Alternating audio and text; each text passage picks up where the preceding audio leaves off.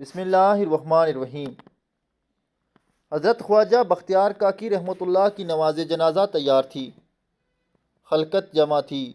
ایک شخص نے ان کی وصیت پڑھ کر سنائی، میری نماز جنازہ وہ شخص پڑھائے جس میں یہ 3 صفات ہوں۔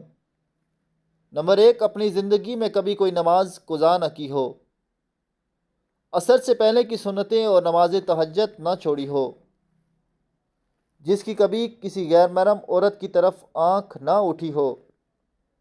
مجمع پر سناٹا چھا گیا، وہاں مفتی، عالم اور قاری سب موجود تھے، لیکن کوئی شخص آگے نہ بڑھا۔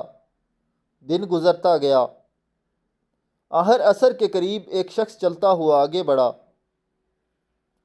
اس نے نماز جنازہ پڑھائی اور نمناک آنکھوں سے کہا، مرنے والا چلا گیا لیکن دوسروں کے راز فاش کر گیا۔